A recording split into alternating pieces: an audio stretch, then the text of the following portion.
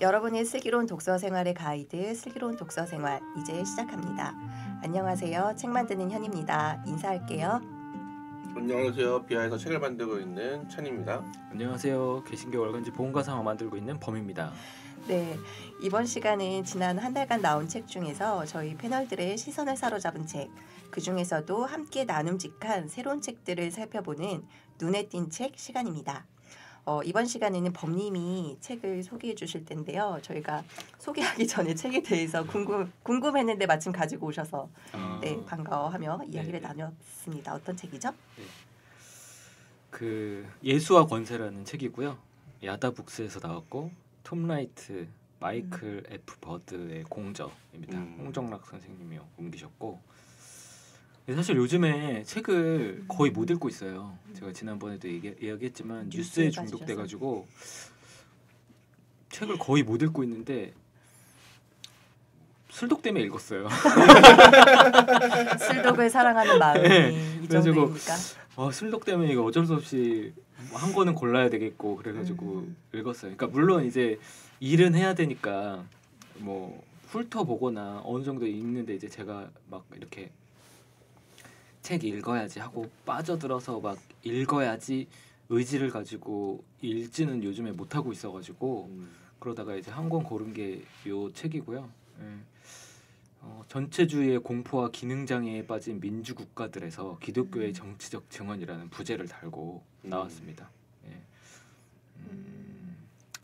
그러니까 뭐 첫 인상부터 말씀을 드리면 저는 초반에는 이게 이제 약간 제국과 기독교의 관계에 대해서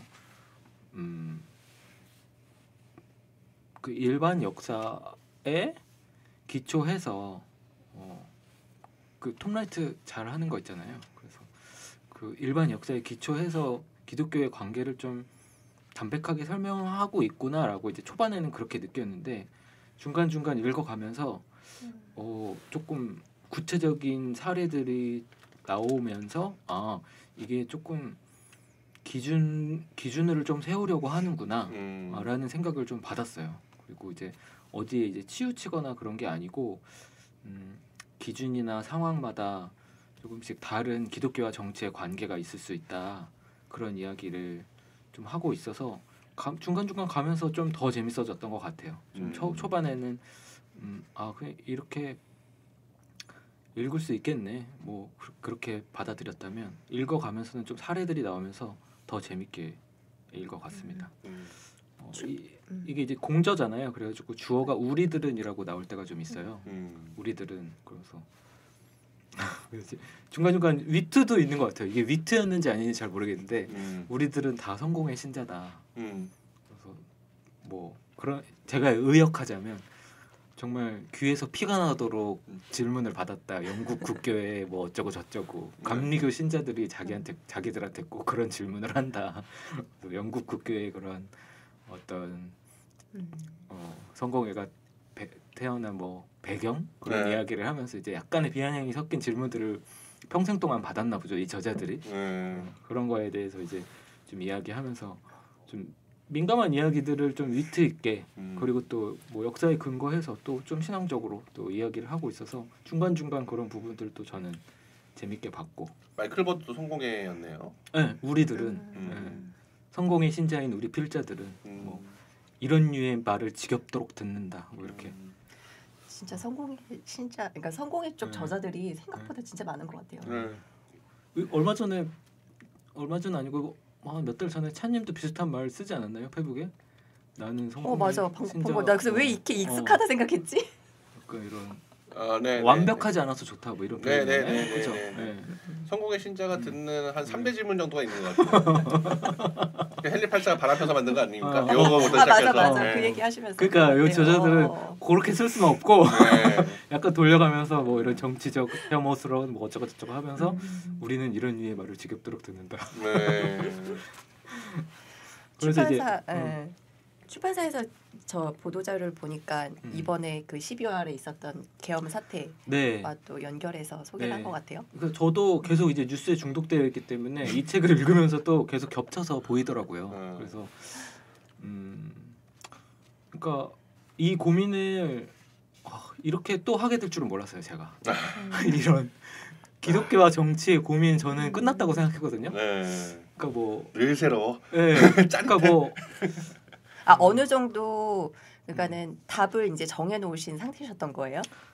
답을 정해놨다기보다는 어떤 포지션이나 이런 것들. 네, 그러니까 이제 이 고민은 그만해야 되겠다. 그러니까 뭐 예를 들면 뭐 그냥 쉬운 걸로 그냥 뭐 개인 영성, 사회 참여 뭐 이런 걸로 이제 기독교의 어떤 정치적 관계를 푼다고 한다면 뭐 개인 영성하는 사람은 권위에 복종하고 뭐 이런 사람들이고 뭐 사회 참여하는 사람들은 뭐 투쟁하고 제도 개혁하고 권위에 가끔은 뭐 투쟁도 할 수 있어야 되고 뭐 저항해야 되고 뭐 약간 그런 부분들이 있었는데 이 논의가 계속 공회전하면서 저는 이거는 이렇게 이분법적인 거는 사실 좀 생산적이지도 않고 건강하지도 않다고 생각을 했는데 이 저자들도 그런 생각을 갖고 있더라고요. 근데 이제 사안마다 건마다 어떤 구체적으로 살피면서 방향성을 우리가 잘 잡아가야 한다 뭐 이런 이야기들을 하고 있는데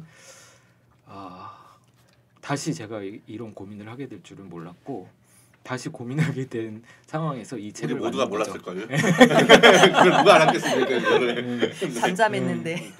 그러니까 우리는 고민하게 될 거야. 막 이러면서. 그러니까 이쪽 서구권 이런 필자들, 학자들, 신학자들의 충격은 사실 트럼프였던 것 같아요. 그렇죠. 트럼프의 등장 그리고 다시 재등장 이럴 줄이야. 그 재등장이 더 충격적이죠. 네. 그래서 뭐 이렇게 서구권에서 또 정치적인 이야기는 안 하겠다라고 했던 사람들도 트럼프의 등장 이후에는 조금 다른 면모를 계속 보이는 저자들이 있거든요. 그러니까 이제 충격이었던 것 같고 재등장하고 이런 부분들에 대해서 이제 이런 서구의 신학자들도 우리가 뭘 잘못했지 하면서 좀 돌아보는 것 같고 자기들의 한계에 대해서 다시 돌아보는 것 같고 그러니까 저희가 슬독에서는 뭐 제가 지난 방송 들으니까 계속 이야기해 왔던 주제였던 것 같은데 이제 종교 기독교를 바라보는 어떤 뭐라 그래야 할까요? 그런 계몽주의자들이라 그래야 되나?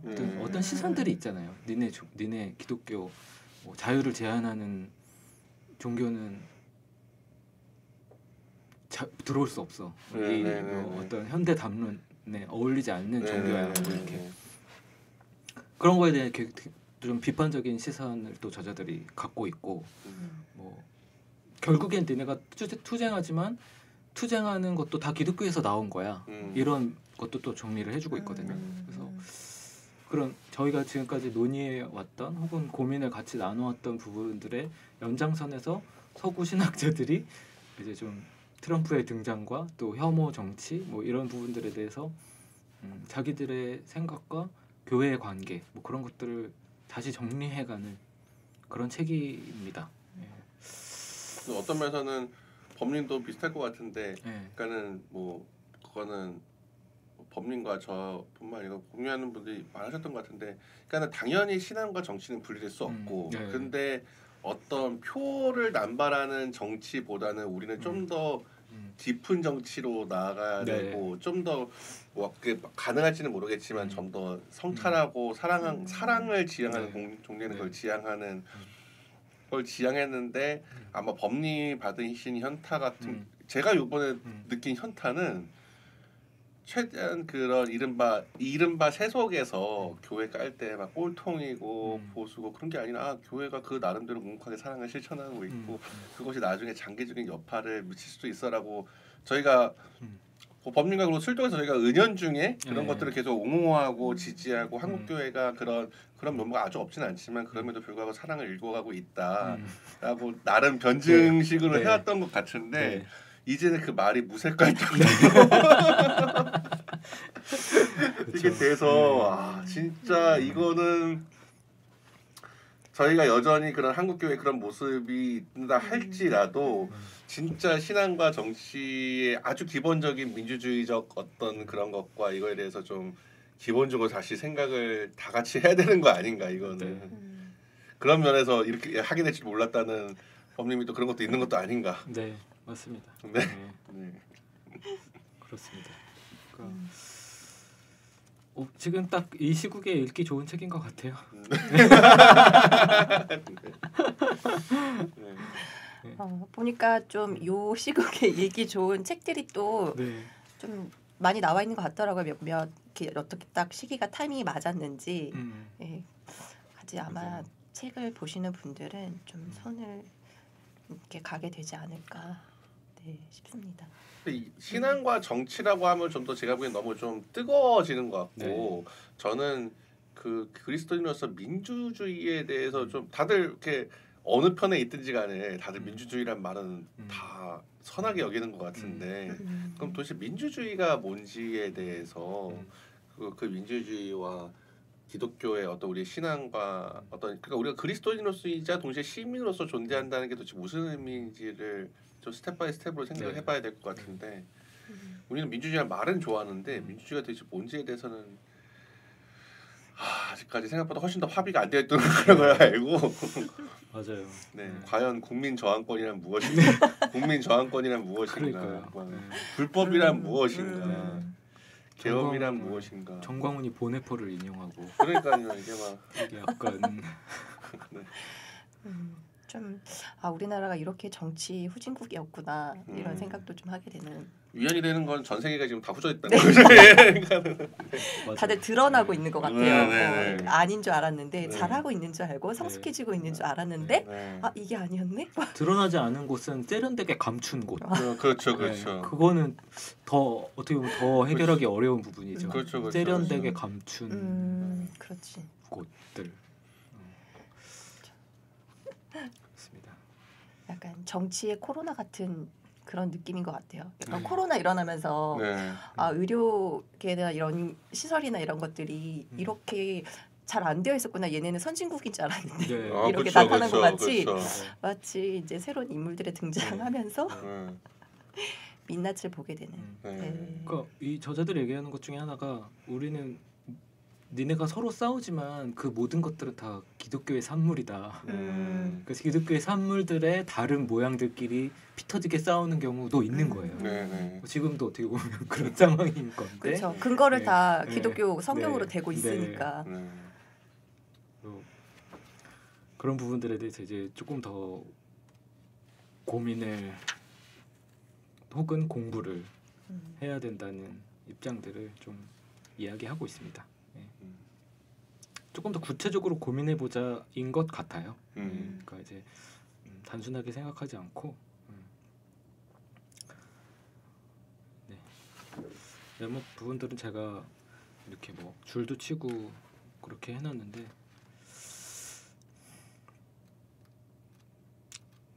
좀 착잡합니다. 이 계엄 이후의 상황에서 이 책을 읽는다는 건 조금 착잡합니다. 그렇지만 또 이 상황이 아니면 그렇죠. 이 상황이 아니었으면 좀 뻔하게 느꼈을 수도 있을 것 같아요.